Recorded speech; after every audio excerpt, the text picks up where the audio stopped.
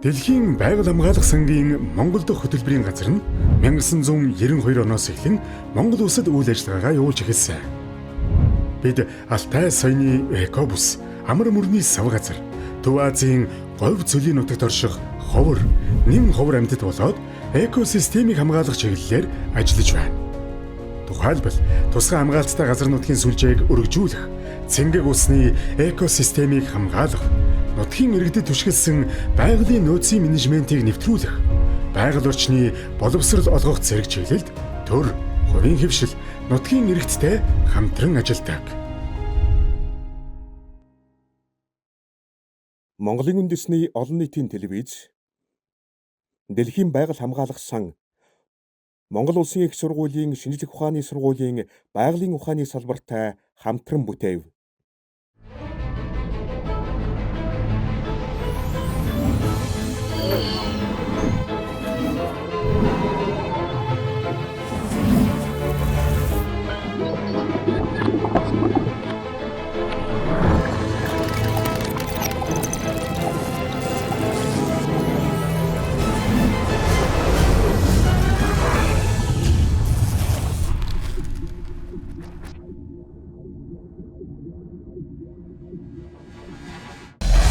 Ерөнхий ивент итгэгч Дэлхийн байгаль хамгаалах сангийн Монгол дахь хөтөлбөрийн газар. Ивент итгэгч Монгол Улсын их сургуулийн шинжлэх ухааны сургуулийн байгалийн ухааны салбар. Хамтран ажилласан Skytel компани. Хамтран ажилласан EDT компани.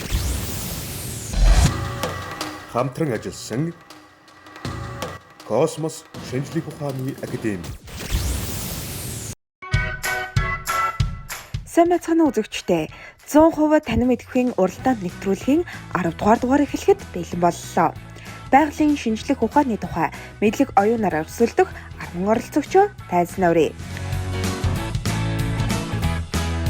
Эхний оролцогч Говьалтай аймгийн Чанман сумын ерөнхий боловсролын сургуулийн 12-ын А ангийн сурагч Бад Зоригийн нямд орж, 20 дугаар оролцогч English School of Mongolia сургуулийн 12 дугаар ангийн сурагч Уран Чимгийн Мишель, 3 дугаар оролцогч нийслэлийн ерөнхий боловсролын 11 дугаар сургуулийн сурагч Мөрөнгийн Цэлмэг Очор, 4 дугаар оролцогч Шинэ Монгол сургуулийн 10 дугаар ангийн сурагч Эрдэнэтийн Алан Гоо, 5 дугаар оролцогч Булган аймгийн Хишгүндэр сумын ерөнхий боловсролын сургуулийн сурагч Инх болтын Нэмүн Очор, 6 дугаар оролцогч Монгол Улсын их сургуулийн Харьяа ерөнхий боловсролын ахлах сургуулийн 11-ийн Г ангийн сурагч Бат Эрдэнийн Мижид, 7 дугаар оролцогч Говьалтай аймгийн Чанман сумын ерөнхий боловсролын сургуулийн 10 дугаар ангийн сурагч Ловсон Давгийн Шин Төгөлдөр, 8 дугаар оролцогч Булган аймгийн Аршин сумын ерөнхий боловсролын сургуулийн 11-ийн А ангийн сурагч Цэрэнд Оржийн Соёмб, 9 дугаар оролцогч нийслэлийн ерөнхий боловсролын 28 дугаар сургуулийн 12-ын А ангийн сурагч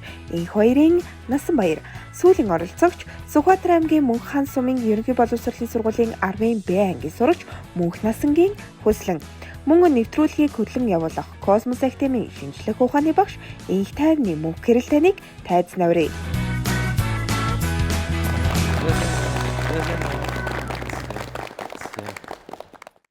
За ингээд манай хамгийн сүүлийн 10 оролцогч байгалийн шинжлэх ухааны мэдлэгээ сорихоор тэмцээндээ бэлэн зогссон байна. За оролцогчдод амжилт хүсье.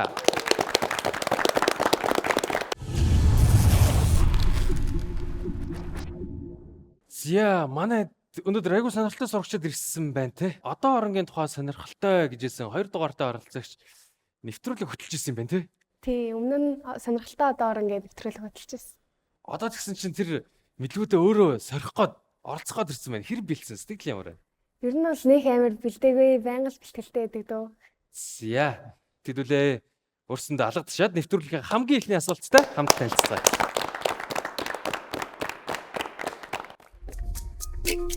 Хүний зүрх хэдэн тасалгаа завь? A 2, B 3, C 4, D 5. За гэсэн асуулт сурагчдын маань хамгийн ихний асуулт өнөөдөр байх нэ. Тэгээд хариулаад 2 оноогоо авъя гэд 30 секундээр эхлүүлцгээе. За эхний үеийн асуултууд бүгдээр 2 оноотой 3 асуулт байгаа. Тэгээд эхний үе та хэдэд гоё яг за 30 секундыг хизээний асуултанд хариулах юм бол аль үед нь бодох юм бол тэгээд яг урсгалтай гоё орох чинь тусалж байгаа юм шүү заяа. Би халаалтын үе шүү заяа. Зя тэгээд сурт маань харуулчаал хариулчаал над руу хараадах шүү тий. Зя.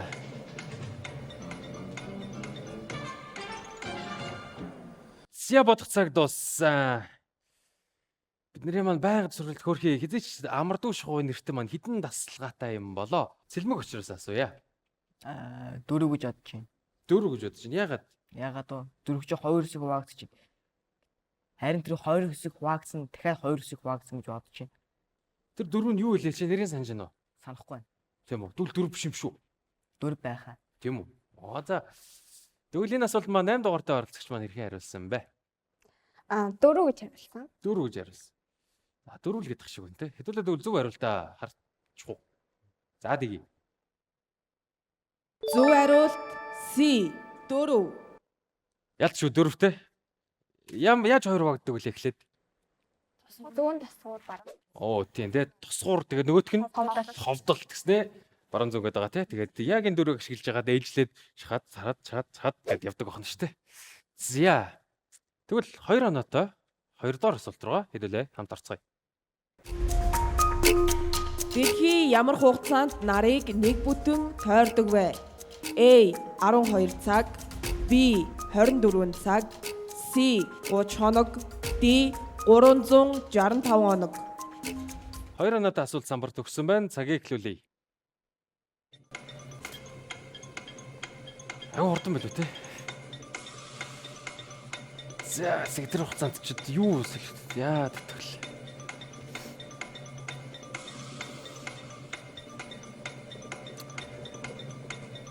Хардвар дугаар асуулт тарцсангуу гайгуугаар эхэлж байгаа шүү байна те.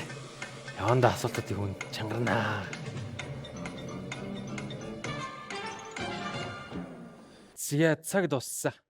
За сурагч маань хэрхэн хариулсан болоо 6 дугаартай оролцогч хэрхэн хариулсан бэ? Би 24 цаг гэж хариулсан. Өдөр болгон нар дэлхийг тойрч нар алгавал буцаж гарч ирдэг шүү дээ. Ингээд дэлхийн өнцөг болон Тэгдэг те? өөрөө болохоор. За дүүлийн асуултанд манай 1 дугаартай оролцогч хэрхэн хариулсан бэ? Дэлхий болохоор нарыг гадна хараад байсаар нь бүтэн нэг тойроход 365 хоног буюу 1 жил өнгөрдөг. Гинэ. За дүүл өөрсдөө зөв хариултыг самбар дээр шалгая. Зөв хариулт D 365 хоног. Ийм зөв хариултайсан бахнэ. За тэгээд би халаалт гэдэг чи энэ шүү дээ. За тэгэхээр энэ асуулт та нарыг хамгийн гой халаах асуулт болсон баха. 1-р төвшний хамгийн сүүлийн асуулт руугаа хамтдаа орцгоё. Кельвиний тэг градус нь Цельсийн хэдэн градуст харгалзах вэ? A нэмэх 273-ны 15 градус, B хасах 273-ны 15 градус, C тэг 100-ны 15 градус, D хасах 283-ны 15 градус. За гисэн асуултанд хариулаад 2 оноогоо аваарэ гинэ. Цагийг эхлүүлье. За яадаг лээ ч одоо температур хэрэл Цельс, Кельвин, Фаренгейт гэх янз бүрээр яриа л дээ. Яагаад ерөн заавал тийм олон юм дах ёстой гэдэг юм бол те. Аль алинаараа ялгаатай давуу талуудтай байдаг юм болов уу?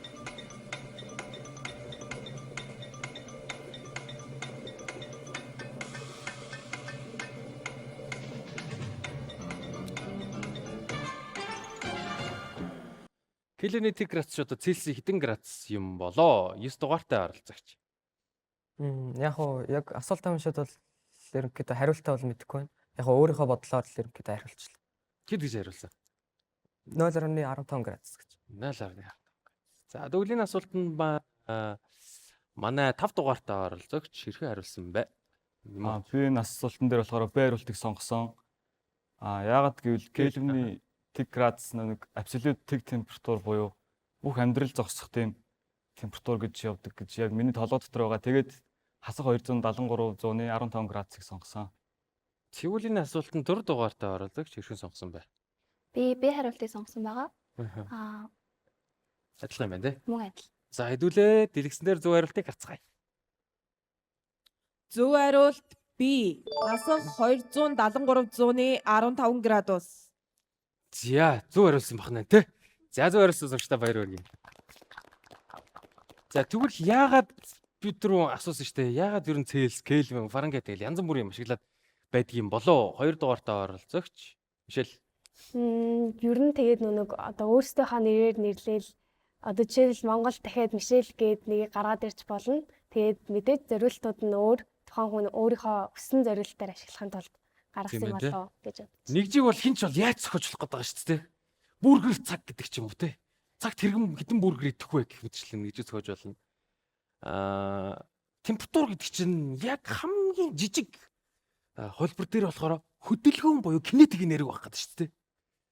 Тэр талаараа бодоод үзвэл тэг гэдэг чинь ямар ч хөдөлгөөнгүй гаццсан байгаа процессын тэг гэж нэрлээд Кельвин бол энэ дээр баримж аваад толд гисэн юм байна. Бусад юмнууд нь болохоор хүний амьдралд арай хэрэгтэй гэж магадгүй маа гэдэг. Жишээлбэл Цельс яадаг үлээ. Усны буцлах температурыг хэдүүлээд 100 гэж бариад үзье. Тэгээд хүлтгийг нь бариад тэгдээр бариад үзчихье. Тэгээд бусдын тэрүүгээр нь жиг тараачих. Гэдэг баримжаа бариад Цельсийг авчирсан байна те. Фаренгейт нь хүний биеийн температур өдөгчлөө юу хвчлээ багш нар дөр бүрэн санахгүй. Тэгээд хүмүүс Фаренгейтийн тэг тэнцүү Цельсийн тэгтээ тэнцүү ахуугүй үржиж хуваснаа чинь юу ч ажиллахгүй штэ гэдэг. Энэ Кельвиний тэг градус дээр нэрнгээсээ физикийн зарим үзэгдлүүд төсөөснөө шал өөрөөр ажиллаад эхэлдэг те. Та хэд супер солид, супер ликвид энэ төр гэж сонсч байсан уу? Супер хит дамжуулагч энэ төр гэх те. Бидний төсөөснөөс шал өөр авир гараад ирдэг те. Бидний нөгөө мэдэх үндсэн бодисын төлөвнүүдээс өөр те. Хатуу шингийн хий плазмаас өөр бодисын төлөвнүүд энэ температур дээр үүсдэг байхan шүү. Тэгээд бидний нөгөө супер компьютер гэдэг байгаа зүйлүүд чинь өөрсдөө яг тэр аашиг гаргахын тулд маш хүйтэн боيو баг Кельвинийхаа тэг градус руу маш ойртоод Кельвиний тэг 1 орчим хувийн градус руу авчиж нөгөө айхтар супер компьютерүүд чинь ажилдаг байх нэ. За. Нэгдүгээр үед дууссан.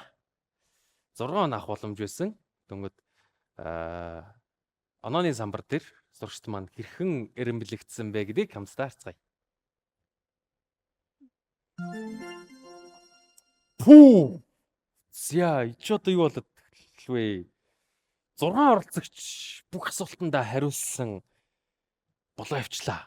Эхний үед баг хамгийн их оноог авж байгаа дугуур болж гэнэ үгүй юу? За би бинээс хуулаагүй те. Бүгдээрээ харилцсан байна те. За тэгвэл хэдүүлээ 2 дугаар үе рүүгээ ороод 2 дугаар үе дээр ялгарх гад үзчихв. За тэгээ амжилт хүсээд 2 дугаар үеийг батгах.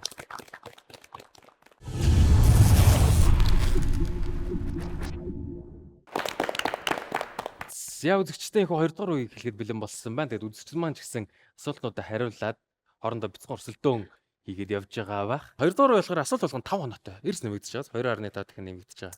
15 хоног нэг авах боломжтой. Хэдүүлээ шууд 2 дугаар үеийнхаа эхний асуулттай танилцъя. Галтуулаас ямар төрлийн хийнүүд зөнхлөн ялгардаг вэ? A. Лав, ус, азот, ус төрөгч. B. Хүчил төрөгч, ус төрөгч, нүүрс төрөгч. C. Нүүрс хүчил, хүхэр, азот, ус төрөгч. D. Бүх төрлийн хий. 5 хоног авах нь байна. 30 секундын цагийг эхлүүлье.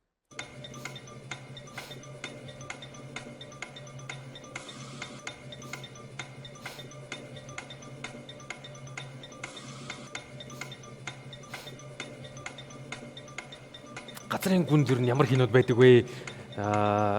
Хоригдсон байж байгаа юм бэ гэсэн асуулт л шүү дээ. Яадаг юм бол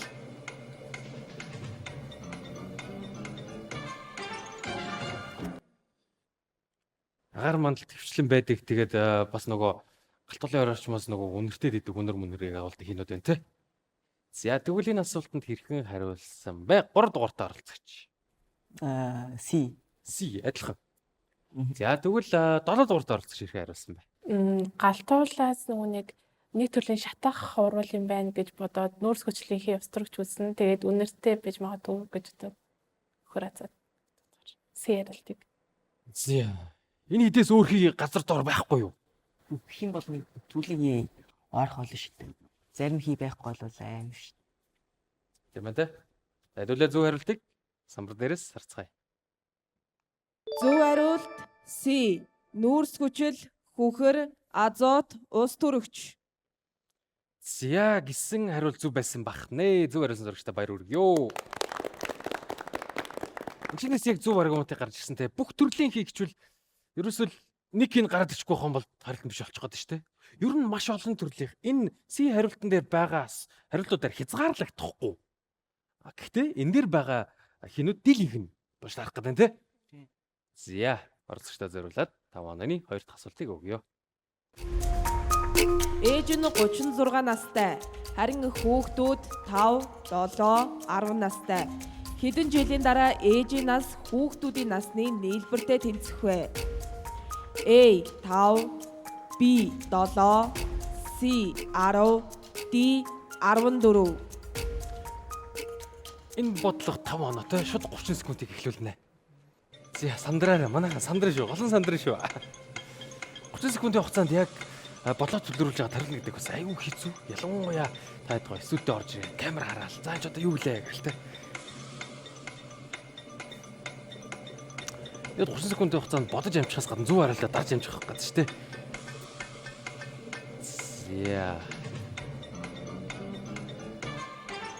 Зя цаг дууссан. Энэ асуултанд хэрхэн хариулваа? Яагаад хариулваа? 4 дугаартай оролцогчоосоо. Соёо. Би хариултыг сонгосон. Цэжэрээ нэмэж үзээд тэгээд болсон байгаа.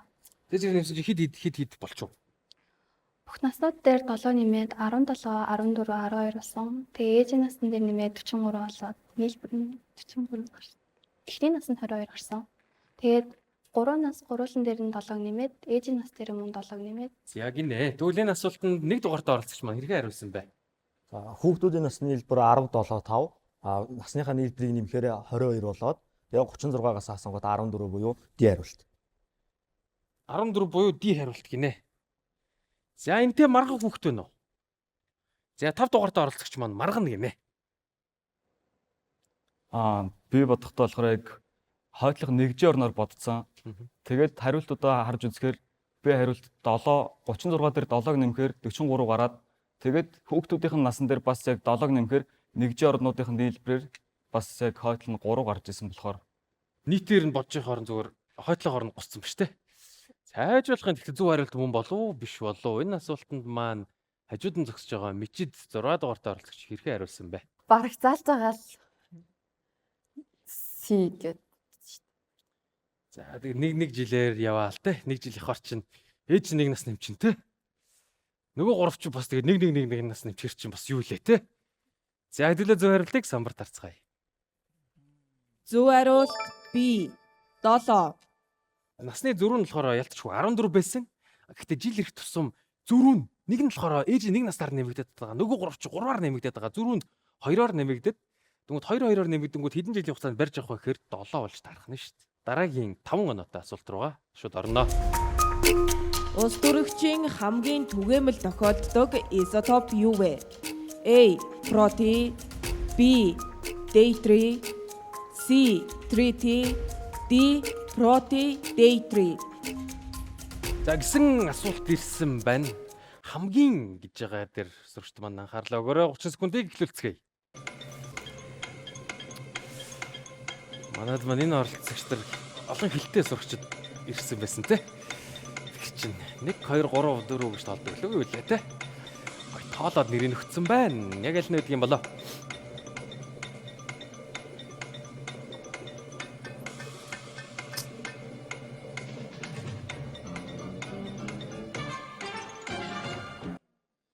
Цаг тус. Камер амшиг гэдэг шиг тусч үзэл те.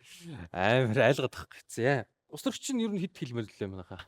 Анхны хамгийн ихний те. За тэгвэл энэ асуултанд хэрхэн хариулсан бэ? 8 дугаартай оролцогч. C гэж хариулсан. C гэж хариулсан. Triti. Tri гэдэг чинь юу лээ? 3 гэсэн үг лээ. За. Энэ асуултанд манай 4 дугаартай оролцогч хэрхэн хариулсан бэ? Би D хариултыг сонгосон байгаа. Хоёулаа адилхан байж магадгүй юм аа гэж байна. Хариулсан уу? Изотоп гэж юу гэлээ гэдгийг манай 3 дугаартай оролцогч хэлэх үү? атомны нейтроны ялгаа. Зүйтэй. Нейтроныхоо тооноос хамаарат тэр элементийнхаа өөр төрлөд болоо авчдаг те. Жохон ялгаатай. Жохон хүнд. Тэгээд заримдаа нейтрон суурж мурах гэдэг те. За. Тэгвэл энэ асуултын зөв хариулт нь юу байсыг гэдүүлээ. Дэлгэн дээр харъя. Зөв хариулт A. Проти. Зя гэсэн зөв хариултаа байсан бах нэ. Тэгээд дейтер гэхээр 2 болчихж байгаа. Трит гэхээр 3 болоо явчихжин те. Устрагч чинь ер нь нейтронтой билүү үгүй лөө? Нейтрон. Хамгийн түгээмэл олддог изотоп нь ямар ч нейтрон байхгүй. Нэг протоны ганц электрон тойроо явждаг. Нэг электрон байхгүй болчих юм бол тэр ганцхан протон болчиход идэг. Тийм болохоор нөгөө органик хэмдэр чи баахан цэгийн балансыг харах гээд дандаа гоё аашаар ингээ хүрээлээд явчихдаг те. Гидэг байсан бахан. Тэгээд яагаад ер нь тэр хоёр нөгөө изотоп нь биднэр чухал юм бол энэ тухай багштай мэдээлэл олцох сурч байна уу? Цөмийн нэрүүд яг тусдаа хэрэгтэй байхгүй fusion.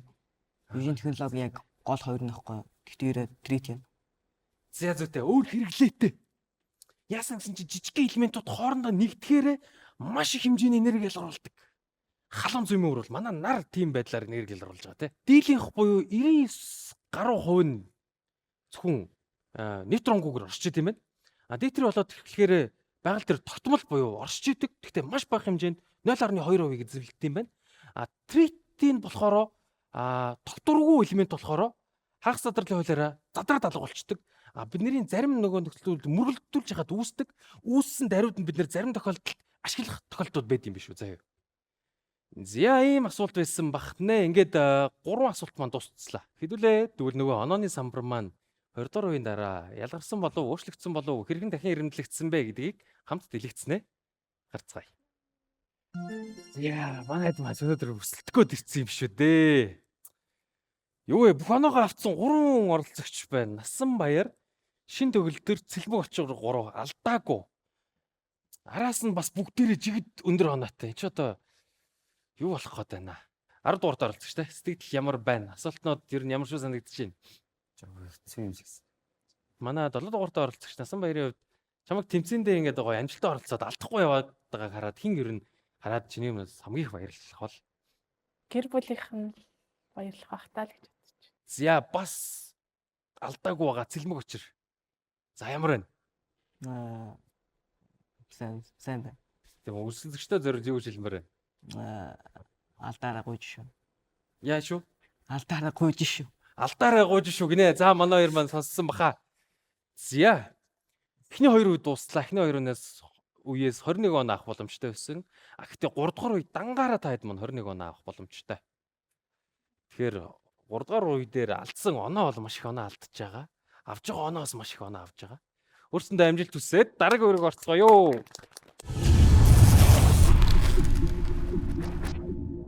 Зяхуу манай 3 дугаар үе хэлсэн. 3 дугаар үе дээр нэг асуулт нь 7 оноотой.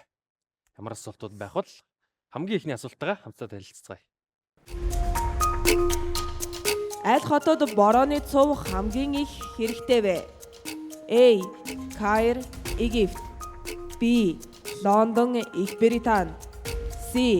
Лас Вегас, Америкийн нэгдсэн улс. D. Рияд, Саудын Араб. Гисэн сонирхолтой асуулт орж ирсэн байна. Сурагчдынхаа цагийг эхлүүлцгээе. Аль улсын болоо? Борооны цувч одоо борооноос өөр юунд ашиглаж болох вэ?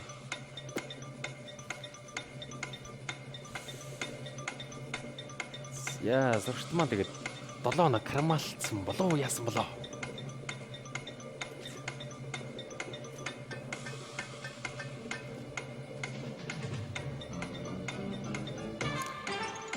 За цаг дууссан. Цаг дууссан. За хаашаа таад гоё ирээдүйд явах юм бол цүнхэндээ борооны цуу аваад явах хэрэгтэй юм болоо. Хариултыг бол би гэж сонгосон. Яг тэгвэл нэг цов өмсдөг шалтгааны яг нэг зөв гэдгийг нь бол мэдэхгүй байна. Гэхдээ ерөнхийдөө хүчлэг борооноос олж цов өмсдөг байх гэж л юм байна. Бүр гүнзгийрүүлж гоё бодсон байна те. Нэрээ тийм шалтгаанаас байж болох юм те. За тэгвэл манай хажууд нь байгаа оролцогч 10 дугаарт оролцогч. 3 дугаарт оролцогчийн зүгээс бол алдаарай гэж загсан. Юу гэж хариулв? Алдвуу онвуу? Хариултыг сонгосон. Яг адилхан. Си хариултыг сонгосон. Америк нэгдсэн улс. Яа, хүчлийн бороо гэдэг нэр бас нэг аюултай зүйл байгаа. Хүчлийн бороо ер нь яг юунаас болж үүсээд байдаг вүлээ? 7 дугаарт оролцогчоос асууя. Хүчлэг бороо нүг нөөц хүчлийн хийгээд янз бүрийн хүчлэг хийнээс хамаарч үүлэн цугларсан юу яадаг гэж сонсч байсан. Би бас энэ хариултан дээр ер нь эргэлдэж байна. Эргэлдэж байна уу? Тийм, эргэлдэж байна. Бурууныхаа захиасыг биелүүлчих магадгүй болох гэдэг тийм. Хэд гэж сонголоо? Би гэж сонгосон. Би гэж сонгоцсон. Яана. За тэгвэл Сэлбэг очроо. Аа. Юу гэж хариулсан бэ? Бэ. Б гэж сонсон. Ягаад? Ад өөр цүлүүд Сен Америкийн борон мэддэггүй. Б нь бол Лондон. Лондон бол Британи бол нэг аарал тэр нь маш их бороо ордог. Тэрүүгээр гол нь мэддэг. Тийм үү? Хүмүүс мэддэг. За Тэгээд тэгвэл Лондон гэж бодсон. тэр нэг хүчлэг бороо гэсэн шүү дээ. Тэр ер нь юуны хүчил юм? Бүүмэд. За бүүмэд хэдүүлээ. Тэгвэл шууд зөв хариултаа танилцъя. Зөв хариулт B. Лондон, Их Британи.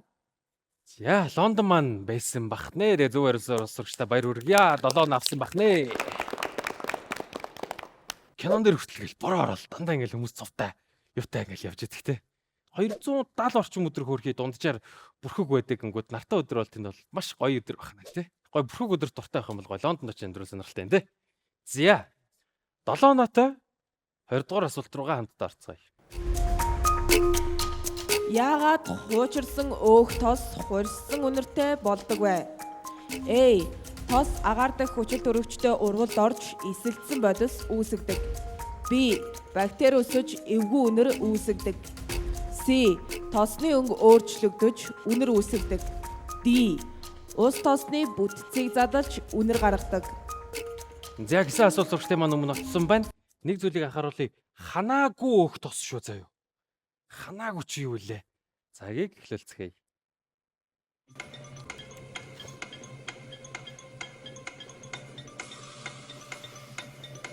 Багш нэг юм нэмээд хэлчлээ те. Ханаагүй үтчихэд юугаар ханаагүй лээ. Нэг л юм дутууч юм уу нэг байх гэдэг нь. Тэгэд удаад хэр чин одоо тэгээд агаарт л уданда те. Агаарт юу байгаа вэ? Яадаг юм болоо?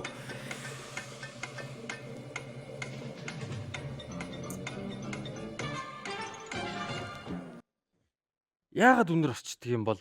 Ханаагүй гэхээр аль алах байгаа орчиндоо урвалт орох байх гэж бодоод тэгээд агаарт байгаа юм чинь хүчил төрөгч хаа гэж бодсон. Тэгээд А хэлбэрийг Гинэ. За энэ өөхтөөс ягаа муухай онортой болчдөг вэ? Нэг дугаартаа оролцооч. Ханаагүй гэхээр нөгөө хүчил төрөгчтэй уралд орох магадлал нь арай их байж магадгүй А хариулт гэсэн үг. За. Хэдүүлээ тэгвэл тэр тосны өнөр юунаас болдгийг гэдгийг хамтдаа дэлгэцэн тарцгаая. Зөв хариулт A. Тос агаар дахь хүчил төрөгчтэй уралд орж эсэлдсэн бодис үүсгдэг. За нөгөө ханаагүй бас чинь тэгээд хүчил төрөгчөөс болоод иддэг бах нэ. 7 оноотой. Дараагийн асуулт руугаа шууд орцгоё. Аль металл хүний биеийн дотор хамгийн их байдаг вэ? A. Төмөр, B. Магний, C. Кальц, D. Натрий. За гэсэн асуулт сурагчд маань утсан байна. Тэгээд нэлийн их металл байдаг байх гэдэг тий. Яг аль нь юм бол тий. За 30 секундыг эхлүүлье.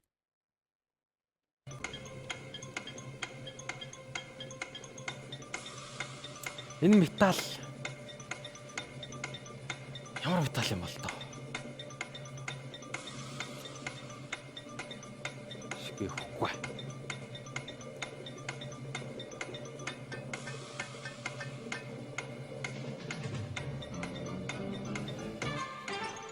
Яг цагт дууссан. За аль металл юм боллоо? 3 дугаарт оролцогч. Кальц гэж бодож байна. Кальц ягаад? Төмөрчийн яг бага лах гэж бодож байна. Магний бага, натрийн маш бага гэж бодож байна. Кальц нь шүү дээ. Витамин C-гээс нэг 3-4 мянган миллиграм гаргадаг болохоор ч бараг хэдэн грамм нэг хүн кальц байж магадгүй гэж бодож байгаа юм. Яг төмөрийн магнитай харьцуулбал. За хэдүүлээ дүүл зөв хариулт юу байсныг хамтдаа дэлгэцэнд хараад сурагчтай шоконд оруулнаа. Зөв хариулт C. Кальц. Зя гэсэн зөв хариулт байх нэ. Хүүхдүүдийнхаа цочроо гэсэн чи би өөрөө цоччлоо. Миний бодож исэн хариулт биш болоо явчлаа. Тий, багш нь болохоор натрийг бодож исэн байхгүй юу? Багш нь зөвөр яагаад гэж бодсон бэ гэхээр чи бид нар байнга хэрэглэх шаардлагатай байдаг шүү дээ. Давс. Натри олоор. Тэгэд натрийг юу байх юм бол бидний мэдрэлийн тогтолцоо тэр чигээр ажиллахгүй те. Тэгээд ч одоо байнга их хэрэгжилж явах хэвээр зүйл ихэр хоромтлох хэвээр юм болов наатрий гэж бодсон чинь биш болоо авчлаа. За 2 дугаард оролцогч. Кальци металл юм уу? Хэдвэр бүлэгт өгөлээ? 2 дугаар бүлэгт. Гэтэ газрын шүлтийн металл гэдэг ангилд орох нэ. Хүний биеийн 1-2 орчим хувь заяа. Бүр тэгэхээр нэлээд килограмм болох гэдэг шүү дээ. Кальци юм байна. Жингээрээ. Содиум болохоор ойролцоогоор 100-200 орчим граммын хооронд байдаг. Тэгээд биднэрт нөгөө натрийг буюу давсыг байнга хэрэгжилж явах ёстой шалтгаан нь өөрөө бидний биед ён хэлбэртэй байдаг буюу нөгөө байгаал хуримтлагдчихдэггүй, байнга ороод, байнга гарч идэг болохоор айгүй хэрэгэлтэнд байд юм байна. За тэгэхээр жингээр бол яалтчгүй кальци байсан бах нэ. За 3 дугаар үеийн сүүлийн асуулт байсан. Тэгэхээр бид нар нэвтрүүлгийнхаа талаас илүүг нь толчлаа. Энэ 21 оноо авах боломжийн дараа сурагчид маань хэрхэн онооны самбар дахин ирэмлэгдсэн бэ гэдгийг хамтдаа харцгаая. За. Ер нь ажиллагдаад байгаа дугаар болгоос хамгийн жигд оноо авч байгаа дугаар болж таарж байгаа шиг байна. За энэ үе дээр бид нарыг алдаагүй юм уу те?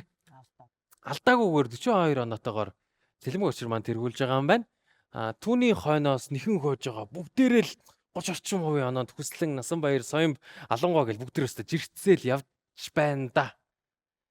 За одоо 2 үе байгаа. Энэ 2 үе бол хамгийн өндөр оноотой 2 үе.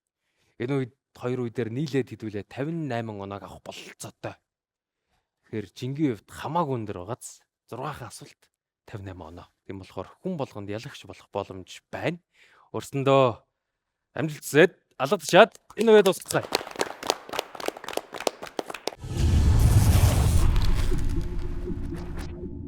За энэ хүн манай сүүлийн 2 дугаар эхлэхэд бэлэн болсон. Ер нь тэмцээн ямар шүү явж гин, ямар мэдрэмжүүд төрж гин. 2 дугаартаа оролцогч Мишель. Ер нь сансныг бодвол амар сонирхолтой, бас голоос нь алдсан ч гэсэн сураад явж байгаа болохоор. Тэглээ те? Тий. Багш ч гэсэн дотроо бодоол алдаал чинээр юмнуудыг сураа явчих. За. Тэгвэл сэтгэл ямар байна вэ гэд хүслэн ялуул бүр сүүлийн шатанда ч гэсэн ялаад хэрвээ 10 сая төгрөгийн эзэн болчих юм бол чи 10 сая төгрөг юунд зарцуулъя гэж бодож байна? Гэр бүлтэй зарцуулна да. Гэр бүлийнхнээ тэгвэл зарцуулах юмсан гэд үзээ сууж байгаа хэ.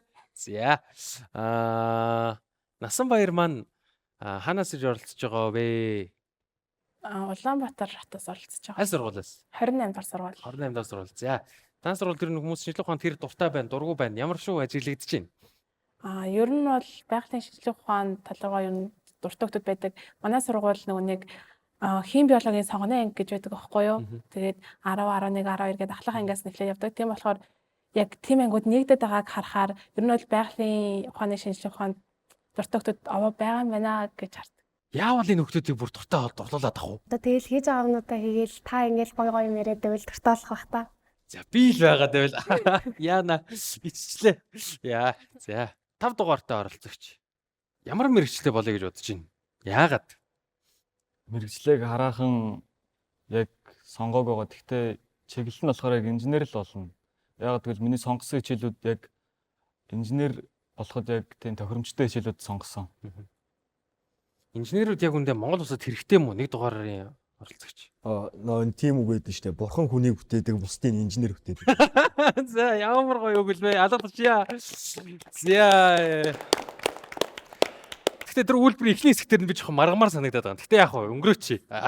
За. Хэвлээ 9 оноотой хамгийн ихний асуултаагаа хамтдаа танилцгаая. Өмнөд Америкийн баруун эрэг дагуух загнуурт нөлөөлдөг далайн үзэгдэл аль нь вэ? A. La Nina, B. El Nino, C. Хаадлын эргэлт, D. Мусон. За, сурчтайгаа цагийг эхлүүл ёо. Багш нь шипи үг гэсэн ч багш нь бол үнэхээр мэдэхгүй юм байна. Одоо юу юм болоо.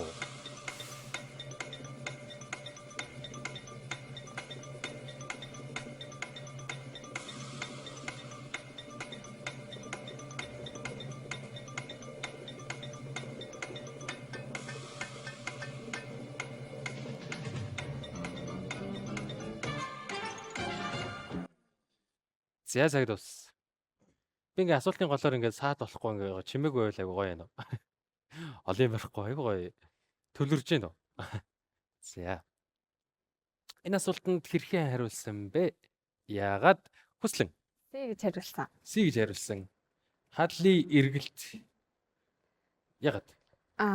Сайн мэдэх асуул биш байсан. Тэгээ хариултуудаа харахаар ингээд бүр ингээд намайг сонгоцгоо гэж харагдаад. Хараад ирсэн үү? За. Зөв хариулт болчоод үнэн яриадсан болов уу? Худлаа яриад болчоод худлаа яриадсан бахна тий. За. 3 дугаартай оролцогч маань. Яг үндэл энэ одоо яг шууд буудсан. Буудсан уу? Лаанина, ээлнина юу? Алиг сонгосон. Аагийн сонгосон. Аагийн сонгосон. Лаанина, элнино айгу гоё юм байна тий. За тэгвэл энэ асуулт манай 1 дугаартай оролцогч хэрэг хариулсан бай. За асуултын хувьд бол үнэхээр мэдгүй асуулт байна. Тэгээд логикийн хувьд логикоор жоохон бодоод C гэж авсан. Магадгүй хэдүүлээ бүгд ч гэсэн энэчнээс гоё сонирхолтой мэдээллийг нэмж сурч авах юм билүү те. Хариултыг хамтдаа харцгаая. Зөв хариулт B. El Nino. Юм байна. За Элнино нэршлийн гарал үүсэл 1800-аад оны Өмнөд Америкийн Нохон далайн эрэг орчмын загасчид хэдэн жил тутамд нэг удаа юм дулаан далайн урсгал болоод байгааг анзаарснаас эхэлтэй юм байна. Тэгээд энэ үед загас агнуур эрс багасч Перу эрэг орчмын нутгийнхаа хүнсний нөөц амжиргаанд сөргөөр нөлөөтэй байсан юм байна. Тэгэхээр газар зурчилт хөө биолог эдийн засгтай юм ач холбогдол өндөртэй үзэгдэл болж ирсэн юм байна. Ч одоо бүхэл бүтэн нэг хот нэг улсын амар нөлөөтэй байх нь шүү дээ. Тэгээд магадгүй яагаад гэдэг талын судлаад үзвэл сонирхолтой хариулт гарч ирж магадгүй маа. Зя суралцагч маань дийлэхээр унсаа энд. Та нарт яас их бөөнөрөө хариулдаг юм. Унгаан гэсэн асуулт орж иржээ. Зя 9 онооны дараач асуулт хамтаа танилцгаая. Өвөр хангаа аймагтай хил залгаа аймагуд аль нь вэ? A. Төв, Дорногов, Өмнөгов, Баян хонгор, Ар хангаа, Буулган. B. Төв, Дундгов, Өмнөгов, Баян хонгор, Ар хангаа, Буулган. C. Төв, Өмнөгов, Дундгов, Баян хонгор, Ар хангаа, Говь сүмбэр. D. Дундгов, Өмнөгов, Баян хонгор, Ар хангаа, Буулган. За байсгээл дэлхийн тухайн асуулт орж ирсэн. Монгол орноо бас хэдүүлээ мэдчих байх шаардлагатай тий. За цаг явж эхэлсэн. Манайдас Өвөр хангаа аймгаас ирж оролцож байгаа оролцогчийн дунд байгаа юу? Аахгүй байна тий. За тэгвэл бүгдээрээ л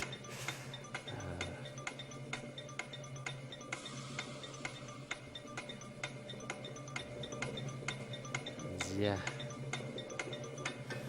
сайхан газрын зургийг нүдэндээ хараад сэтгэлдээ тийгээл хариулах нь дээ. Манайд маань. За юу гэж хариулсан бэ? 3 дугаартай оролцогч. Аа гэж хариулсан. Аа гэж хариулсан. Төв аймаг, Дорногов, Өмнөгов, Баян хонгор, Ар хангаа, Булган байж магадгүй маа гинэ.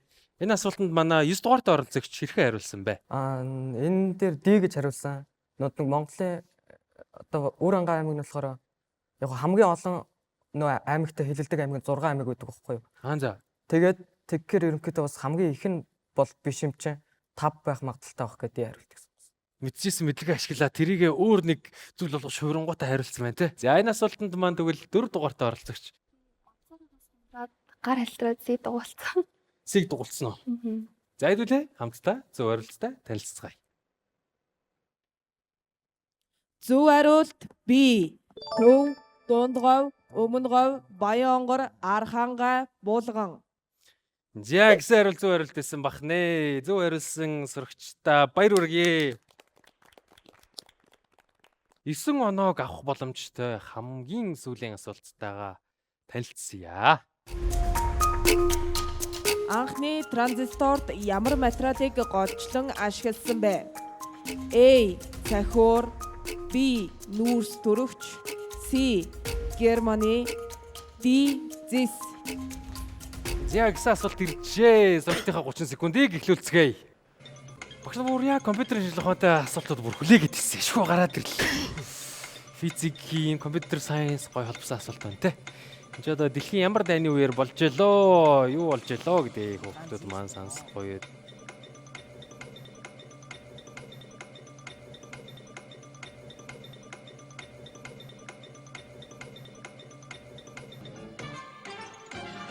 За цаг туссан. Цаг туссан шүү. Та нарын цагийг дуусгасан шүү. 2 дугаар оролцогч юу шариулсан ягаад? Тэгээд яг анхны гэхээр нь тэрэн дээр нь тулгуурлаад тэгээд C хариултыг сонгосон. Яг өмнө нь харж байгаагүй болохоор магадгүй миний мэдхгүй нь бараг хамгийн анхных нь ах гэж бодлоо. Гэж бодчих. Транзистор гэдэг чинь яг юу вэ? Цахилгаан дамжуулагч юм болов? Цахилгаан дамжуулдаг те. Цахилгааныг яаж дамжуулдаг вүлээ? Цахилгааны гүйдлэр дамжуулна. Тэгээ гүйдэл хамгийн сайн дамжуулдаг материал болохоор зис. Одоогийн энэ дөрөв. Яа. Ийм хоёр үетэй юм байдаг лөө. Тийм те зөв санаад байна те олон. Монгол нэр нь юу лээ? Хагас дамжуулагч зүйтэй хагас дамжуулагч. Хагас дамжуулагчээрээ нэг бол дамжуулагч болж чаддаг. Нэг бол тусгаарлагч болж чаддаг. Хоёр төлөвт ямар нэг юмнаас болоо шилжиж чаддаг тийм материал авах нэ. За тэгээд хамгийн анхных нь ямар материалыг голчлон ашигласан бэ гэдэг ч тийм голчлон гэдэг чинь хэд хэдэн ийм төлөвтэй материал байж магадгүй болчих гээд байна. Тэгээд аль нь илүү голчлон байсан юм болоо гэдүүлээ. Нэлэгцэндээ зөв хариултыг хамтдаа харцгаая. Зөв хариулт C. Германы. Ийм зөв хариулт өгсөн бахнэ. Зөв хариулсан оролцогчдаа баяр хүргэе. Энэ 9 оноонуудыг хэн ямар боломжийг гатаа авчилж оноогоо нэмж чадсан бэ гэдгийг хэдүүлээ онооны самбардаа харцгаая. За. Юу болчихвоо? Манай тэргүүлэгч солигдсон. Манай тэргүүлэгч Хасанбаяр 53 оноотойгоор бид нэрийг тэргүүлээд эхэллээ. Хамгийн сүүлийн үедээ бүгдээрээ маш зөрөгтэй орё гэд бүгдээрээ алгадчихад өөрсөндөө амжилт хүсээд хамгийн сүүлийн юугаа хэдүүлээ орцгоё. Зяинхүү манай хамгийн сүүлийн ялагч тодруулах үе эхлэхэд бэлэн боллоо. Математик, байгалийн шинжилгээ ухаан энгийн хүнд судлаач болмооргүй, эрдэмтэн болмооргүй байгаа хүнд ингээд амьдралд хэрэггүй гэх гэдэг чинь тийм. Яг үндэ нэрэн гэсэн хэрэгтэй юм уу? Яг тийм хэрэгжилжсэн жишээ та ирээд яг үндэ байна уу? Манай 2 дугаарт оролцогч ярилах уу? За тэгье. Ер нь амар хэрэгтэй хаа. Яагаад гэвэл одоо хүн бол одоо математик дээр тулгуурлаа ярих юм бол айгүй цэгцтэй сэтгэх тийм сэтгэлгээг тавьж өгдөг гэж би өөрөө хардаг байхгүй юу? Тэнгүүд хүний өдөр болгон одоо гаргаж байгаа сонголтууд математик сайн сурсан хүн бол тэр болгоныгоо бас айгүй цэгцтэй гаргадаг юм шиг ажиглагдаг. Манай одоо яг физик математикийн багш нар тэр тусмаа айгүй цэгцтэй тэгээ бас бичгийн эв ч юм уу те жижигхэн юм дээр цэгц сурчих юм бол бүх одоо том сонголтууд нь бас нөлөөлдөг юм шиг санагддаг. Тийм байна те. Яалтчгүй те. Паттерн гэх юм шиг ер нь бол бүх зүйл дээр байгалийн ажиллагаа бид нар нийгэмч гэлтгүй бүгд зүү тогтол ажиллах гэдэг те. Андуурлаг зөвлөлт. Яг зүү тогтлыг хамгийн түвшинд өндөр түвшинд судалж чадах багаж өөр математик болчлаа тий. За хэдүүлээ ингээд хамгийн өндөр оноотой хамгийн сүүлийн үеийнхаа ихний асуулттай танилцгаая. 36 ба 60 хуудастай хоёр төрлийн дэвтэр хийхэд 660 хуудас цаас оржээ. Тэгвэл хамгийн олондоо хэдэн дэвтэр хийх боломжтой вэ? A 11, B 14, C 17, D 18. За гэсэн бодлого сурагчд маань очсон байна. 30 секундыг шууд эхлүүлье.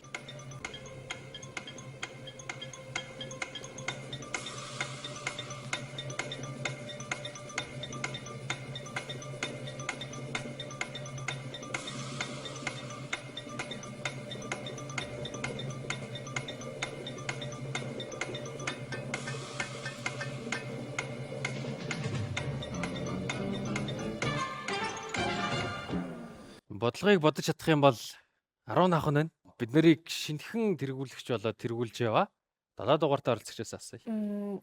Сая нэг хугацаа жоохон би бас өөрөө жоохон удаан бодоод C хариултыг сонгочлоо. C сонгочлоо 17. Гэтэ сонгосныхаа дараа 18 B хариулт юм шиг санагдаад. Тийм үү? Эргэлзээ төрч юм. Хамгийн олон дэвтэр хийхэд бол бид нар ямар стратеги баримтлах хэрэгтэй вэ? Бага хуудастайг нь их оруулах. Ямар зөв хүмүүс вэ? Тийм байна те. Цөөхөн нэмгээ хэдэн дэвтэр олныг гаргачих гэж те. Мишель яаж хариулсан бэ? Яагаад? Бага хуудастай их дэвтэр гээд 660-аас эхлээд 60-аас заавал 2 дэвтэр хийх хэрэгтэй болохоор тэгээ үлдсэн 600-д нь 36 хуудастай дэвтэр хийн гээл яг бодож исэн чинь цаг туслаа та. Тийм үү. Дан 36-таагаар дэвтэр хийгээл байвал яг шигтэй болов. хууц үлдэх бол яах вэ? Яаж таарсан? Хууц үлдэхгүй гэж бодсон яг дэвтэр ихтэй. Тэгэхээр чи яг 360 яг тэгш тоо ингээ 60 ингээ үлдэх зай ингээ гарах хэрэгтэй гэж бодсон. Тэгэхэд бол 2.5 2.5 хийх хэрэгтэй. Тэрийгээрээ яг бүхэлдээ үржүүлээд ойрхон гэж бодсон. Тэгээд ажилласан байсан. Тэгэхээр чи одоо нэг 15 гэж бодсон. Харин 15 гэхэлэр чи нэг 120 үлдэж байна. 120-оор чи 36-аар нөхөж болтгоо. Тэгэхээр чи 17 гэж бодсон. Ягаад бол тэр 120-оор чи 20 шиг 60 үстэй дэвтэр хийж бодно. Зя. Тэгвэл хэдүүлээ хамтдаа 100 хариулт аль нь байсныг дэлгэцэн дээр харцгаая. Зөв хариулт C 17. Зя 100 хариулсан зурагтай баяр хүргэе. За ийм хурдан бодох арга байсан юм байна. 660 маркт чи айгу өндөр тоох гэдэг шүү дээ. Тэнгүүтээ толооцор өсөөлөнгүүтээ 36 60 660 гэдэг чинь эднэрийг тоог нь амархан багасгах арга юу байна гэд.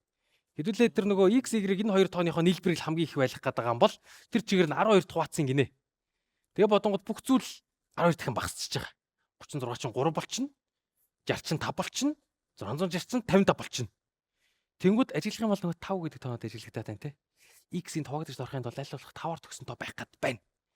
За тэнгүүд энэ дээрээс маш хурдан гүйлгээ ухаан гаргаж байгаа 5 10 15 гэх боломж байна. Хамгийн өндөр болохын тулд 15 байх хэвээр. 15 чинь тэгээд үржээд ингээд тархнууд тэнгүүд 2 60 устаа дэвтэр онгууд нийт тоогоороо таарж гинөө гэж бодонгууд 15 дээр нэмэх нь 2 буюу нийт 17 гэсэн хариу гаргасан байх нэ. Бас богино хугацаанд яг зөв хариуг нь олох хэцүү байна те. Гэхдээ цаад санаа логикийг бодчих юм бол хариулнаас харж агаад гадаглах боломжтой байсан байна. Энэ 10 онооны жинтэй асуулт нөгөө самбарыг чи бас нэлээд хөдөлгцсөн байж таараа. Хэрвээ хамтдаа нөгөө самбар маань хэрхэн өөрчлөгдсөн байдгийг гарцгаая. За 1-р байранд 63 оноотой Насанбаяр, 2-р байранд 52 оноотойгоор Цэлмэг Очир, 3-р байранд 49 оноотойгоор Мишель явж байна. Мишель нэлээд хойноос огшоо ороод ирсэн үгүй юу? За тэргүүлэгчдийн нэг болоод хэллээ. Мишель ямар сэтгэл төрж байна вэ? Ер нь тэгэл голоос нь мэдхгүйгээ сураал чадвал тэгэл баярлал. Нэг амар зэрэгтэй мэдрэмж төрөхгүй байна уу? Амар фокустлээ гэж. Шхүүдээ те математикийн болгоор ороод ирлээ те. За дараагийн 2 асуулт нийлж байгаа хэдүүлээ 21 оноо авах боломжтой. Онооны самбар тэргүүлэгч дахин хинч солигдож магадгүй. Хэдүүлээ дараагийн асуулт руугаа орцгоё. Хүний гаршуулсан амьтдад ямар ижил шинж тэмдэг ажиглагддаг вэ? A. Өвсөн тэжээлтэй, B. Гэр бүлийн бүтэцтэй, C. Хүнд дуртай, D. Тайван амгалан. Гэсэн асуулт сурагчдын маань өмнө намайг хариулаад 10 оноо аваарай гэдээ ирсэн байна. 30 секундыг эхлүүлье. Хүнд дуртай болоо. Тийм тал ер нь байдаг шүү те. Зөв хариулт болоо.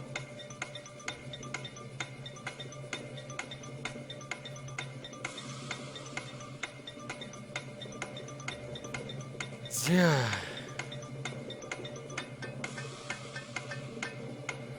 Биологи бэлдсэн сурагчид маань 10 оноо авах боломж байна да. За, найзуудаас хариулцсан уу? Харилцаатаа дараа нь явуулсан уу? За, юу юм болоо? 3 дугаар байранд зохиж орж ирсэн 2 дугаарт оролцогч Мишель юу гэж хариулсан бэ яагаад? Гэр бүлийн бүтэцтэйгээ хариулсан. Яагаад гэвэл хүн дуртай гэдэг чинь бол бас бүх төрлийн амьтад тийм биш ээж болно. Эзэн муухайштай байвал яаж дуртай ах. Хүн хүнээсээ хамаарах гэдэг нь тэр нь за сонирхолтой хариултыг өглөө. Тэгвэл энэ асуултанд маань бид нарыг одоогийн байдлаар тэргүүлж яваа 7 дугаарт оролцогч Насанбаяр маань хэрхэн хариулсан бэ? Хүнд дуртай байж магадгүй гэж утсан. Гэр бүлийн бүтэцтэй гэдгийг эхлээд сонгох гэж эргэлзсэн л дээ. Гэхдээ ганц бие хүн бас амтан тэжээж байвал тэр гэр бүлийн бүтэцтэй байх бас магадлал бага юм биш үү гэж бодоод хүн дуртай бахаа гэж. За гинэ. За тэгвэл энэ асуултанд маань 2-т яваа. 3 дугаарт оролцогч хэрхэн хариулсан бэ? Яагаад? C. Яагаад? Тэжээлийн тулд шүү дээ хүн дуртай байх хэрэгтэй шүү дээ. Тийм тий. Юу нэг хийт байна. Харин гэр бүлийн бүтцтэй гэж бодох л ч одоо нэг гэр бүлийн бүтцгүй юм байвал яах юм? Малнууд ч юм уу. Тийм тий. Нохоо л хүнд амар дуртай шүү дээ. Тийм. Гэсэн хариултыг тэргүүлж яваа 3 оролцогч маань өгсөн байна. Тэгвэл зөв хариулт нь юу байсан бэ гэдгийг хэдүүлээ дэлгэцэн дээр харцгаая. Зөв хариулт B. Гэр бүлийн бүтэцтэй. Зя гисэн хариулт байсан бахнэ. Тэгээд хүмүүнээс хамаарах байх нь. Тэгээд нөгөө гаршуулгдсан амьтад бүгдээр нь нүвсэн дижилтэн бол биш те. Жишээлбэл хамгийн наацхан хамгийн түрүүнд гаршуулгдсан нохоог бид нар хараад үзэнгүүт тийм зүйл ажиглахдаггүй байна те. 50 амгалан ч сайшаа те. Заавал 50 амьтад дохоч тий. Арай л шинжлэх ухааны биш байгаа тань те. За гэр бүлийн бүтэцтэй гэдэг агуулга байх нэ. Жишээлбэл энэ юун дээрээс харагддаг вэ гэхлээр Африкт амьдардаг ирээнтэх биднэрт байгаа адуу морьтой яг л адилхан мөртлөө яагаад гаршуулдаг юм бол одоо нөгөө зебрач айгуу тийм ардчилсан амт юм байна л да. Тах аль ч альнаасаа илүү давуу их хидэлдэггүй. Бүгдээрээ яг ижилхэн зэрэг гой ардчилсан амьдардаг. Тийм болохоор одоо л дахиг Африкт байгаа хүндрэлтэнгүүд гаршуулж амжаагүй байна. Гаршуулагддаг юм байна. А нөгөө тэв болгонд байгаа тэр лама гэдэг ч юм уу те нөгөө урт үзүүтэй амт байгаа шүү дээ. Тимээ нохой тэр бүр хил муур хэрэг хэмтд хүртэл яг үнэндээ тодорхой хэмжээнд гэр бүлийн бүтэцтэй буюу хин хинийгээ толгойлох вэ, хин ямар үүрэгтэй вэ, хин хэнийг дагаад хин хэнийг сонсох вэ, хин илүү чиглүүлэх вэ гэдгээрээ ижилхэн байт юм байна. Тэнгүүд одоо жишээлбэл дахианы хувьд бол нэг чиглүүлдэг удирдагч дахианых нь орно солигдоод хүн болчингууд гаршуулгадад амархан хүнийг дагаад явхдаа амархан удирдагдаад амьдрахтаа амархан болж таард юм. Энэ шин чанар нь л энэ гаршуулгдсан болон гаршуулгадаагүй амьтдыг тодорхой хуваадаг юм байна. Зя энэ асуултанд маань хариулсан сурагч дундаас хэн хариулсан хариулаагүй болохыг хэдүүлээ онооныхоо самбарт харцгаая. Мишель 2 дугаар байрыг эзлээд эхэллээ. Насан баяртай маш орхон оноор 4 онооны зүрхтэй яваад эхэллээ. Мичид 4 дугаар байранд ороод эхэллээ. Сүүлийн асуулт бол 11 онооны асуулт. Энэ асуултанд хэрвээ хариулвал ялах боломжтой оролцогчид нэгт 63 оноотойгоор Насанбаяр, хоёрт 59 оноотойгоор ялах бололцоотой Мишель, гуравт хариулвал ялах бололцоотой 52 оноотойгоор Цэлмөгчр. Гэхдээ Цэлмөгчр маань энэ асуултанд хариулаад нөгөө оролцогч маань алдвал тэнцэх гээд байгаа тийм үү? Тэнцэх юм бол тэнцсэн оноогоо хэдүүлээ дараагийн асуултаар шийднэ. 16 дахь асуултаар шийднэ гэсэн үг. Ямар сэтгэл байна? Юу гэж бодож чинь өрсөлдөгчдөө юу гэж хэлэх вэ? 9-р оныных бол маш хэцүү байсан. Бидний нэг ч оноо аваагүй. Тэрэндээ л харамсаж байна да. Өрсөлдөгчдөө юу гэж хэлмээр байна? Наа ялж чадахгүй ч тийм. Ялуулаад өгөөч дахиад нэг даалгавар өгөө алдчихаач гинэ. Тэгээд Мишель одоогоор 2 тавьж байна те. Хариулаад алдвал төрүүлэх гээд байна те. Камер муухай тий. Камер хүнийг алдуулах гээд. Ямар шинжлэх ухааны асуулт орж ирвэл чи өөртөө ихтэй хариулах вэ? Одоо орон ч юм уу мэдгүй. Нэг физик тал руугаа ивэл гоё юм болов гэж бодчих. Физик одоо орон космологи асуултууд энэ дугаар дээр нэрээ цөөхөн байлаа те. Ороод ирчихсэн гэж найдаж байна те. Ямар асуулт орж ирсэн гэж бодож байна? Би ер нь хим мат физиктэй гайгүй гэж боддог хгүй өөрийгөө. Тийм болохоор тэр горовтой холбоотой гайгүй асуулт орж ирээсэй гэж хүсэж байна. Эсвэл бүгдээр алдаад ороод ирчихсэн те. Зя энэхүү үзэгчтэй манай 10 дугаар дугаарын хамгийн сүүлийн үеийн хамгийн сүүлийн асуулт дэлгэцэн дээр харагдана. Хамгийн хол зайд хамгийн удаан гүйж чаддаг амьтан юу вэ? A. Нохой, B. Ирвэс, C. Тэмээ хяруул, D. Хүн. Гэсэн асуулт ялагчийг тодруулах асуулт байх болно. Маш сонирхолтой, янз бүрийн талаас нь бодох боломжтой асуулт байна. Хим, физик, биологи бүх төрлийн газар зүйн бүх төрлийн талаас нь сэтгэх боломжтой. За, сурагчтай амжилт хүсээд сүүлийн 30 секундыг эхлүүлцгээе. Яна.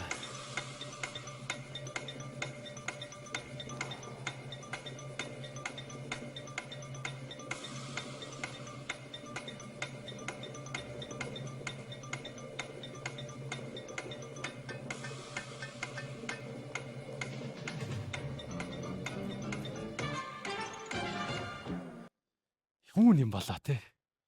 Хамгийн удаан ч хийж ийн, хол зайд шиж ийн. Хамгийн удаан болон хол зайд энэ хоёр нийлж ирэх гэдэг те. За энэ асуултанд хэрхэн хариулсан бэ? Бид нарыг тэргүүлж яваа. 7 дугаартай оролцогч. Би гэж бодсон. Ирвсийг сонгосон байна. За тэгвэл энэ асуултанд манай энийгээ зөксөд байгаа 3 дугаартай оролцогч аль харилцааг сонгосон бэ? Ди буюу хүн. Тэгээ хамгийн удаан гүйж хамгийн гүүх цаг нь ягаад тиймээ сонгоог болохоор гүйж чадахгүй яг алхдаг. Хамгийн хоол зайглаж чинь хүмүүс маратоноор ер нь зориулагдсан. За хүмүүс одоо бүгд чинь өөрөө маратон гээл амар удаангүй гэлээдэг ш бидтэй. Тийм ч хүн юм шүү гэж бодсон байна. Тэгвэл энэ асуултанд манай Мишель юу хэрэг хариулсан? Си. Тэмээ хэрүүл. Сонгосон байна. За тэгэхээр 3 оролцогчийн маань хариулт зөрсөн. Зөв хариултыг хамтдаа дэлгэцэн дээр харцгаая. Зөв хариулт D. Хүн. За ийм хариулт байсан бахнэ. Тэгээд яагаад хүн хамгийн хурдан гүйж чаддаг юм бол? Хөлс. Яг зүйтэй. Хоёр давуу тал байгаа юм байна. Нэгт болохоор хурдан гүйнэ гэдэг чинь маш хэмжээний хим энергийг механик энерги болгоно. Тэр процессд маш их дулааны энерги ялгарна. Дотор хална. Халаад эхлэнгүүт энэ болохоор бусад амьтдыг удаан буюу болон хол гүөхөд сул тал болдго юм байна. Жишээлбэл нохой маш хүнээс хурдан гүн. Гэхдээ богино хугацааны дараа зогсож жоход амьсгаа авч амьсгаа аван тэр нь болохоор амьсгаа гүйцэхгээгүй хана штэ. Өөрийнхөө биеийн температурыг гадагшлуулах зорилготой байх гэдэг нь. Ялангуяа хамгийн хурдан гүйдэг амьтад юу вэ? Өчмбэр те нэг төрлийн ирвэс. Энэ болохоор маш богино хугацаанд хурд авчаад тэгээд тэрэнд удаан байж чаддаггүй. Маш их хугацаанд зогсоод амьсгаа аваад өөрийнхөө биеийн температурыг гадагшлуулахгүй бол амьдралыг үргэлжлүүлэх температураас давчих гадах нь. Тэмээ хэрвэл энэ хоёрыг ялгах тэр зүйл нь юу юм бол? Алхах. Энэ хоёрыг хоёулаа алхаж байгаа шүү. Хоёулаа гүйж байгаа шүү. Гүйж байгаа алхаж байгаа. Зөв энэ хоёрыг ялгаж байгаа нь хөлсөн байх нь. Энэ хоёрыг нөгөө хоёроос бас ялгаруулдаг зүйл нь болохоор энэ хоёр хоёулаа хоёр хөл дээр гүйдэг. Хоёр хөл дээр гүйхээр яагаад давуу талтай юм бол? Энерги зарцуулалт байх юм болов уу? Оо зүгт энерги зарцуулалт нь шал ялгаатай байх нь. Дөрвөн хөл дээр гүйдэг амьтны биеийнх нь хөдлөж байгаа масс нь хамаагүй их. Өөрийнх нь бас массынх нь төв янз бүрийн төвхтэй байдалтай хөдлөнө. Амар их массыг биеийнхаа массын төвөөс хол хөдөлгөөд байна гэсэн. Хоёр хөл дээр гүйдэг амьтдын давуу тал нь болохоор массынхаа төвийг хөдөлгөөнийг аль болох бага байлгаад тэр нь явандаа энергийг хэмжих нь те. Ан агнуур хийж амьдрах байх үеэсээ бүх амьтдыг агнадаг стратеги нь анханасаа энэ байсан юм байна. Том амьтдыг хоноос нь хөөгөл байна. Өөдөөс нь дайрах гал эрэнгүү цутаач чинь. Тэгээ нөгөөтг нь яна энэ нөхдүүд ингээд хоноос нь хөөгөл юм, хороос нь хөөгөл байна. 20-30 км хамаагүй хөөгөл нөгөө амьтан бүр сүултээ алхаж чадхаа байгаад, мөлхөж чадхаа байгаад шантраад эхлэнгүүт нь нөгөө жад яман зүрээрээ хатгаж алаад тэгээд буцаж хувааж үрээд буцаад гүүхэн байна те. За ийм стратегтэй хүн гэдэг амтан байх наа. Бид нар тэгэхээр бас айгүй өвөрмөц амтан байх нь шүү дээ. Ухаанаас гадна бид нарт өвөрмөц шин танаар зөндөө байдаг байх нь байна. Сурагчид маань онооны самбарт хэрхэн ирэмтлэгдэж ялагчийн болсон бэ гэдгийг онооны самбарт харцгаая. За сурагчтай анхаарлаа хандуулаарай. Маш сонирхолтой нөхцөл байдал биднэрт үүслээ. Хоёр оролцогч маань тэнцсэн. Тийм болохоор 16 дугаар асуулт гарч ирнэ. 16 дугаар асуулт 11 оноотой. Тийм болохоор 3 оролцогчд маань дахиад хинэн ч ялах боломжтой байна. Гэхдээ Мишелийг ялахын тулд нөгөө хоёр оролцогч маань алдах ёстой. Ганцаараа зөв хариулж иж ялахч болно. Нөгөө хоёр оролцогч маань хэрвээ хоёулаа зөв хариулах юм бол дахиад үргэлжлэнэ. Хэрвээ энэ дэр Мишель буруу хариулаад та хоёр маань зөв хариулчих юм бол Мишель ялагч болох боломжгүй болж эхлэх нь байна. Тэгэхээр ямар ч алдах хэрэггүй Мишелийн хувьд. Ялагчийг тодруулж магадгүй нэмэлт 16 дугаар асуулттай хамтдаа танилццгаая. Дараах нэгдлүүдийн аль нь амин дэм биш вэ? A. Никотины хүчил, B. Нуклеин хүчил, C. Полын хүчил, D. Аскорбины хүчил. За гэсэн асуулт сурагчдын маань дундаас ялагчийг тодруулж магадгүй асуулт байсан байна. Хэдүүлээ 30 секундыг эхлүүлье.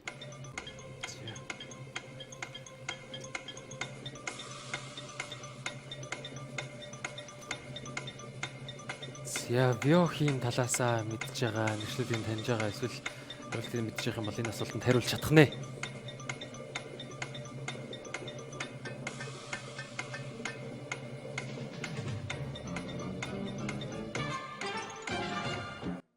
За энэ асуултанд хэрхэн хариулсан бэ гэд 3 дугаартаа оролцогч байгаа хариултыг сонсъё. Никотин гэж харсан. Никотины хүчил гэж хариулсан. Тийм. Ягаад никотин ч тамхины хэвчтэй. тийм залуу тий? Тийм. Никотин гингүүтээ энэ амин дэмдээ багтах ёсгүй гэсэн хариултыг өгсөн байна. Ягаад бол CD B2 яг аль хэдийн хүн нэг байдаг болохоор нэг фоли хүчилжүүлэг, фосфор, аскорбик витамин Тийм ээ тий? За амин дэм гэдэг ангилалд үл эднэрээс аль нь багтахгүй гэсэн асуултанд манай 7 дугаартаа оролцогч хэрхэн хариулсан бэ? Бас адилхан никотины хүчил. Никотины хүчил. За та хоёр маань адилхан хариулсан байна. Адилхан хариулсан байна гэдэг чинь хэрвээ та хоёрын маань хариулт зөв бол нэвтрүүлэг үргэлжлэнэ. Дахиад асуулт гарч ирнэ. Дахиад хариулна гэсэн үг байна. За тэгвэл энэ асуултанд маань 2 дугаартаа оролцогч адилхан хариулсан байна. Гурлаа адилхан хариулт өгчээ. Тэгэхээр ч одоо юу вэ? Ялагч шалгарахгүй юм шүү. Гэхдээ сонин зүйл байгаа. Хинт манай 4 дахь, 5 дахь, 6 дахь ялагч болох магадaltaй сурагчид гараад ирж магадгүй гэсэн үг энэс. Хойноос хүн гүйцэх боломжийг өгсөн байж магадгүй гэсэн үг. Яа. За. Тэгвэл энэхүү асуултын хариулт нь юу байсан бахыг хамтдаа дэлгэцэн дээр харцгаая. За юу байгаа юм болоо? Зөв хариулт B. Нүклийн хүчил. За. Зөв хариулт нүклийн хүчлээсэн байна. Хэдүүлээ онооны самар хэрхэн өөрчлөгдсөн бэ гэдгийг хамтдаа харцгаая. За. Онооны самбар маань гатцсан. Хинч зөв хариулаагүй байсан бах нэ. За, тэнгууд бид нэршлийнх нь ихэдлийн үгнээс үл хамааран амин дэм гэдэг ангилалт нь юунд багтахгүй гэдгээс нь бодох хэрэгтэй байна те. Нүклийн хүчил чинь энэ дундаа адилхан нэртэй боловч юу лээ? 3 дугаарт оролцогч. Нүклийн дотор байдаг хүчил. Зөвтэй. Юу лээ? Тэр нь юунд дотор агуулдаг вэ? Эсийн DNA буюу бидний удамшлын мэдээллийг хадгалдаг сүр ураг дэнийг байх нэ. Зя. Онооны самбар маань юу ч гэсэн 17 дугаар асуултын дараа гатцсан. Дахиад асуулт явна. Өмнөх асуултаа яг адилхан нөхцөл байдалд үүслээ. За зүгчтэй ялагчийг тодруулж магадгүй дараагийн асуулт 17 дугаар асуулт танилцуулж байна. Нэмэлт асуулт. Ураныг атомын цахилгаан станцад шууд ашиглах боломжтой юу? A. Байгалийн ураныг шууд ашиглана. B. Ураныг баяжуулж U-235-ын хэмжээг нэмэх шаардлагатай. C. Ураныг химийн аргаар заавал идэвхжүүлэх шаардлагатай. D. Зөвхөн өндөр даралттай реакторт ашиглана. За гисэн асуулт сурагчдын маань өмнө ялагчийг тодруулж магадгүй шүү би гэд гараад ирлээ. 30 секундыг эхлүүлье.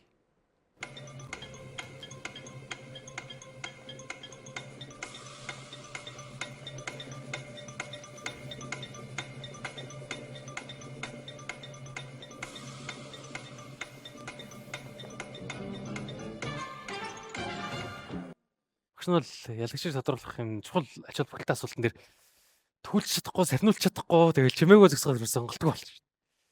За энэ асуултанд хэрхэн хариулсан бол гэдэг. Энэ удаа 2 дугаартаа оролцогч Мишелээс эхэлье. Аль дугаарыг сонгосон яагаад? Би эхлээд нь B болон D2 дээр амир эргэлцсэн. Тэгээ D дээр болохоор баяжуулч гээ шууд араас нь тоо могоо бичсэн болохоор зарай гүн болоо гэж бодоод тэгээд D нь бас юм болоо гэнэ. Тэгээд D-ийг сонгосон байна. За. Мишель маань D хариултыг сонгосон байна. Зөвхөн өндөр даралтай реакторт ашиглана гэ. За тэгвэл 7 дугаарт оролцогч маань хэрхэн хариулсан бэ яагаад? C гэж хариулсан. Имийг ураны аргаар заавал идэвхжүүлэх шаардлагатай гэдэг хариултыг сонгосон байна.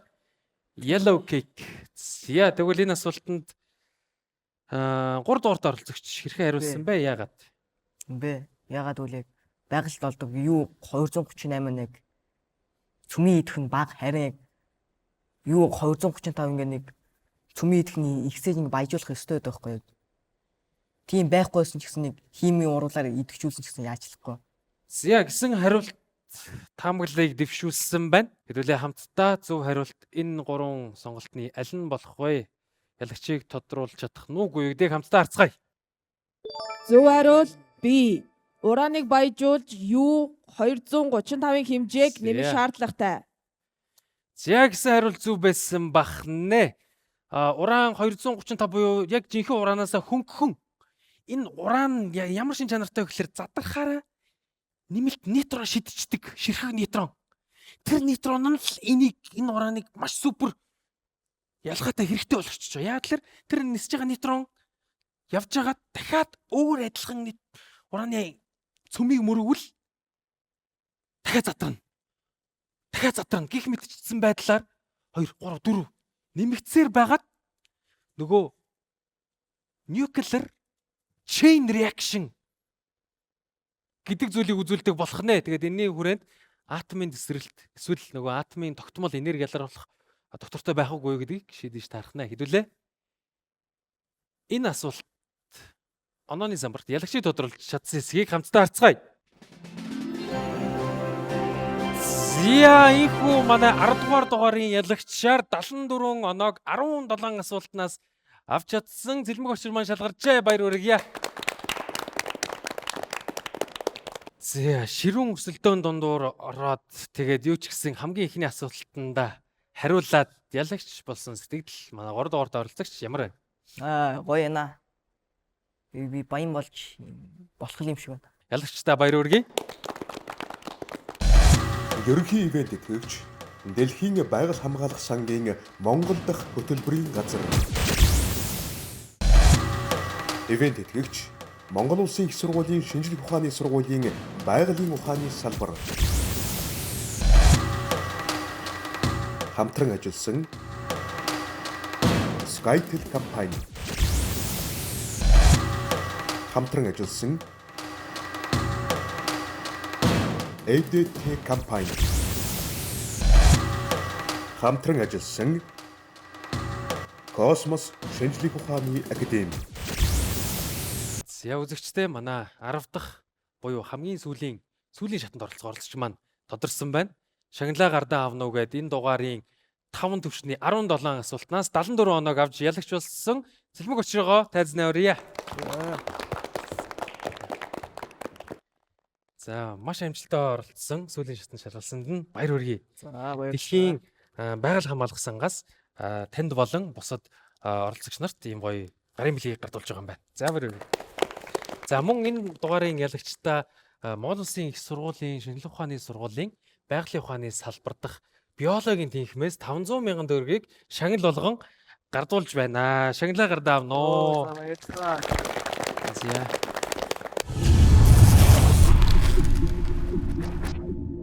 За их үзэгчтэй манай нэвтрүүлгийн 100 оролцогч өрсөлдөж сүүлийн шатанд өрсөлдөх 10 шилдэг сурагч маань шалгарлаа. Тэгэхээр дараагийн дугаарт бид нэр үндэстэн дундаасаа шинжлэх ухааны мэдлэг оюунаараа бусдыгаа цольсон нэг сурагч хэн байх вэ гэдгийг тодруулж 10 сая төгрөгийн ялагч болох нь байна. Дараагийн дугаараар бидний шинжлэх ухаан сонирхон судалдаг шалтгаан бол ямар нэгэн тэмцээний ялагч болох биш, медаль эсвэл өндөр хэнийг нэрвэндүүлэх хэрэгсэл биш үүдэг. Зөвхөн бид нэр дотроо байгаа сониуч хүүхдийг хооллох, дээрэс нь энэ асуудал шийдвэрх чадруудыг өөрсдөө хоримтлуулсаар байгаад ирээдүйд яг бид нарыг шийдэгдэх гээд хүлээж байгаа тэр асуудлыг шийдэж сурахад байдаг. Гэтэ нэгт орч чадаагүй ч гэсэндээ ер нь бол өөрөөрөө бахархаж байна. Яг угаасаа тэмцээн болохоор өрсөлдөх ёстой. Тэмцээнээс заавал нэг ялагч төрдөг. Гэхдээ тэмцээний ялагч нь Цэлмэг очиж гэсэндээ би өөрийнхөө хувьд ялагч нь болж чадсандаа баяртай байна. Түрүүнээс хойш ч нөгөө нэг Цэлмэг очиж чи өөрөө л буруугийн сонгоод өөрөө мөгөөр хэлэхгүйгээд харин тэгэл буруугийн сонгож байвал туслалаа шүү дээ. Өөрөө мэдчихэж байгаа юм уу ч юм. За баярлаа.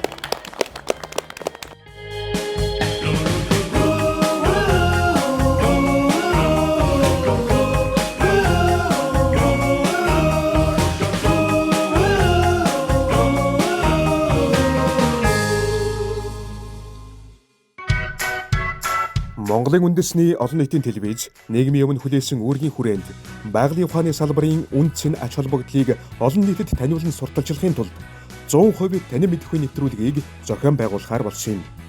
Бид Монгол Улсын их сургуулийн шинжлэх ухааны сургуулийн байгалийн ухааны салбарын 40 гаруй эрдэмтэн багш судлаач нарын хамтран боловсруулж өндөр нууцлалын дор бэлтгэн хөрвүүлсэн 800 гаруй асуултын сантай.